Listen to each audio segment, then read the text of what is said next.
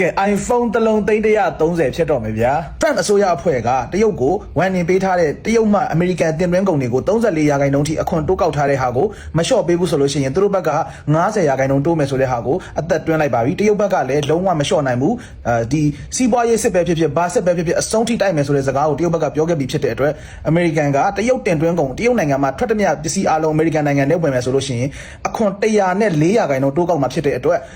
iPhone ပဲနေကင်မရာပဲနေတရုတ်နိုင်ငံအတွင်းမှာထုတ်မဲ့ပစ္စည်းအလုံးဟာအမေရိကန်နိုင်ငံထဲတို့သွင်းမယ်ဆိုလို့ရှိရင်ဒေါ်လာတွေနှစ်ဆတိုးသွားမှာဖြစ်ပါတယ်။တော့အဖြတ်ပြောလိုက်အောင်မယ်။စီးပွားရေးစစ်ပွဲတွေမဟုတ်ဘူး။တတိယကမ္ဘာစစ်ပါဖြစ်နိုင်လောက်အောင်တရုတ်ကိုအမေရိကန်စော်ကားထားတဲ့အကြောင်းကျွန်တော်နောက်ဆုံးမှထည့်ပြောထားတယ်။တခြားလေးအဆုံးထိကြည့်ပေးပါနော်။ကျွန်တော်တို့ခုဒီ iPhone ထုတ်လို့ရေးအလုံးကိုလည်းအမေရိကန်နိုင်ငံအတွက်အမေရိကန်နိုင်ငံသားတွေအလုပ်ရအောင်လို့ဆိုပြီးတော့ကျွန်တော်အမေရိကန်နိုင်ငံမှာထုတ်ရမယ်ဆိုတဲ့စီကံချက်ထွက်လာပါတယ်။အဲ့ဒီတော့ဈေးတွေကတော့မိုးပေါ်ထောင်တက်တော့ပါမယ်။အမေရိကန်ဒုတမရဟာ live TV show ကြီးမှာတရုတ်နိုင်ငံကို peasant လို့ခေါ်လိုက်တဲ့ကိစ္စတရုတ်နိုင်ငံသားတွေအားလုံးကိုအစိုးရအားလုံးကိုဒေါသထွက်နေပါတယ် We borrow money from Chinese peasants to buy the things those Chinese peasants manufacture. peasant ဆိုတာကစင်ရတာတောတာဆိုတဲ့စကားလုံးပေါ့နော်တရုတ်နိုင်ငံက peasant ဆိုပြီးမှသူတုံးလိုက်ပါတယ်အဲ့ဒီအတွက်စီးပွားရေးစစ်ပွဲကြီးပဲဖြစ်လာမလားကမ္ဘာစီးပွားရေးပြက်ကတ်ကြီးပဲဖြစ်သွားမလားဆိုတာတော်တော်စိုးရိမ်ရတဲ့အခြေအနေဖြစ်ပါတယ်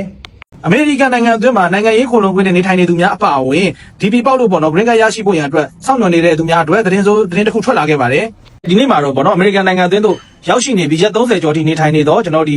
green card ပဲကင်ထားပေါ့နော်ယာယီ permanent resident နဲ့ပဲနေနိုင်ငံသားမဟုတ်သေးဘူးဆိုလို့ရှိရင်ဒီ federal government စီမှာ register အလုပ်ကိုလုပ်ရပါမယ်လုပ်ပြီးလို့ရှိရင်ကိုယ့်အသိစိတ်တဲ့ကိုနိုင်ငံထဲကနေအပြင်ကိုထွက်သွားရပါမယ်ဆိုတဲ့တင်းကျပ်တဲ့ဥပဒေတစ်ခုကိုဒီ NGO မှာပေါ့နော် first lady ရဲ့ပေါ့နော် spokesperson ပြောသွားပါတယ်အခုလိုဒီကိုယ့်အသိစိတ်တဲ့ကိုမထွက်သွားဘူးဆိုလို့ရှိရင်ဒီ federal government ကနှင်ထုတ်ရမယ်ဆိုလို့ရှိရင်ပေါ့နော်သူတို့အနေနဲ့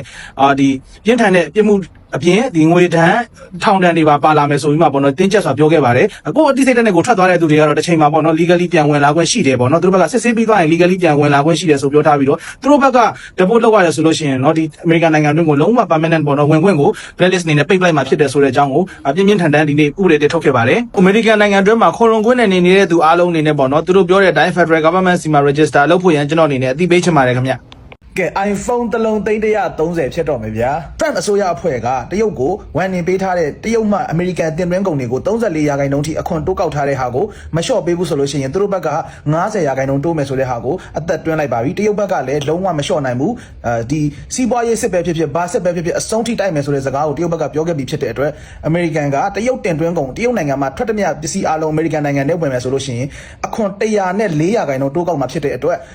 iPhone ပဲနေကင်မရာပဲနေတရုတ်နိုင်ငံအတွင်းမှာထုတ်မဲ့ပစ္စည်းအလုံးဟာအမေရိကန်နိုင်ငံထဲတို့သွင်းမယ်ဆိုလို့ရှိရင်ဒေါ်လာတွေနှစ်ဆတိုးသွားမှာဖြစ်ပါတယ်တော့အဖြတ်ပြောလိုက်အောင်မယ်စီးပွားရေးစစ်ပွဲတွေမဟုတ်ဘူးတတိယကမ္ဘာစစ်ပါဖြစ်နိုင်လောက်အောင်တရုတ်ကိုအမေရိကန်စော်ကားထားတဲ့အကြောင်းကျွန်တော်နောက်ဆုံးမှထည့်ပြောထားတယ်တခြားလေးအဆုံးထိကြည့်ပေးပါနော်ကျွန်တော်တို့ခုဒီ iPhone ထုတ်လို့ရေးအလုံးကိုလည်းအမေရိကန်နိုင်ငံအတွက်အမေရိကန်နိုင်ငံသားတွေအလုပ်ရအောင်လို့ဆိုပြီးတော့ကျွန်တော်အမေရိကန်နိုင်ငံမှာထုတ်ရမယ်ဆိုတဲ့စီကံချက်ထွက်လာပါတယ်အဲ့ဒီတော့ဈေးတွေကတော့မိုးပေါ်ထောင်တက်တော့ပါမယ်အမေရိကန်ဒုတမရဟာ live TV show ကြီးမှာတရုတ်နိုင်ငံကို peasant လို့ခေါ်လိုက်တဲ့ကိစ္စတရုတ်နိုင်ငံသားတွေအားလုံးကိုအစိုးရအားလုံးကိုဒေါသထွက်နေပါတယ် We borrow money from Chinese peasants to buy the things those Chinese peasants manufacture. peasant ဆိုတာကစင်ရတာတောတာဆိုတဲ့စကားလုံးပေါ့နော်တရုတ်နိုင်ငံက peasant ဆိုပြီးမှသူတုံးလိုက်ပါတယ်အဲ့ဒီအတွက်စီးပွားရေးစစ်ပွဲကြီးပဲဖြစ်လာမလားကမ္ဘာစီးပွားရေးပြက်ကတ်ကြီးပဲဖြစ်သွားမလားဆိုတာတော်တော်စိုးရိမ်ရတဲ့အခြေအနေဖြစ်ပါတယ်အမေရိကန်နိုင်ငံအတွင်းမှာနိုင်ငံရေးခိုလုံခွင့်နဲ့နေထိုင်နေသူများအပါအဝင် DP ပေါက်လို့ပေါ့နော် green card ရရှိဖို့ရန်အတွက်စောင့်မျှော်နေတဲ့သူများအတွက်သတင်းတစ်ခုထွက်လာခဲ့ပါတယ်ဒီနေ့မှာတော့ပေါ့နော်အမေရိကန်နိုင်ငံအတွင်းသို့ရောက်ရှိနေပြီးရက်30ကျော်ထိနေထိုင်နေတော့ကျွန်တော်ဒီ green card ပဲကင်ထားပေါ့နော်ယာယီ permanent resident နဲ့ပဲနေနိုင်ငံသားမဟုတ်သေးဘူးဆိုလို့ရှိရင်ဒီ federal government စီမှာ register အလုပ်ကိုလုပ်ရပါမယ်လုပ်ပြီးလို့ရှိရင်ကိုယ့်အသိစိတ်တဲ့ကိုနိုင်ငံထဲကနေအပြင်ကိုထွက်သွားရပါမယ်ဆိုတဲ့တင်းကျပ်တဲ့ဥပဒေတစ်ခုကိုဒီ NGO မှာပေါ့နော် first lady ရဲ့ပေါ့နော် spokesperson ပြောသွားပါတယ်အခုလိုဒီကိုယ့်အသိစိတ်တဲ့ကိုမထွက်သွားဘူးဆိုလို့ရှိရင်ဒီ federal government ကနှင်ထုတ်ရမယ်ဆိုလို့ရှိရင်ပေါ့နော်သူတို့အနေနဲ့ဒီပြင်းထန်တဲ့ပြစ်မှုအပြင်ဒီငွေတန်းထောင်တန်းတွေပါလာမယ်ဆိုပြီးမှပေါ့နော်တင်းကျပ်စွာပြောခဲ့ပါတယ်ကိုယ့်အသိစိတ်တဲ့ကိုထွက်သွားတဲ့သူတွေကတော့တစ်ချိန်မှာပေါ့နော် legally ပြန်ဝင်လာခွင့်ရှိတယ်ပေါ့နော်သူတို့ဘက်ကစစ်ဆေးပြီးသွားရင် legally ပြန်ဝင်လာခွင့်ရှိတယ်ဆိုပြောထားပြီးတော့သူတို့ဘက်က deport လုပ်ရတယ်ဆိုလို့ရှိရင်เนาะဒီ American နိုင်ငံတွင်းကိုလုံးဝ permanent ပေါ့နော်ဝင်ခွင့်ကို blacklist အနေနဲ့ပိတ်လိုက်မှာဖြစ်တယ်ဆိုတဲ့အကြောင်းကိုပြင်းပြင်းထန်ထန်ဒီနေ့ဥပဒေတွေထုတ်ခဲ့ပါတယ် American နိုင်ငံတွင်းမှာခိုလုံခွင့်နဲ့နေနေတဲ့သူအားလုံးအနေနဲ့ပေါ့နော်သူတို့ပြောတဲ့အတိုင်း Federal Government စီမှာ register လုပ်ဖို့ရန်ကျွန်တော်အနေနဲ့အသိပေးချင်ပါတယ်ခင်ဗျ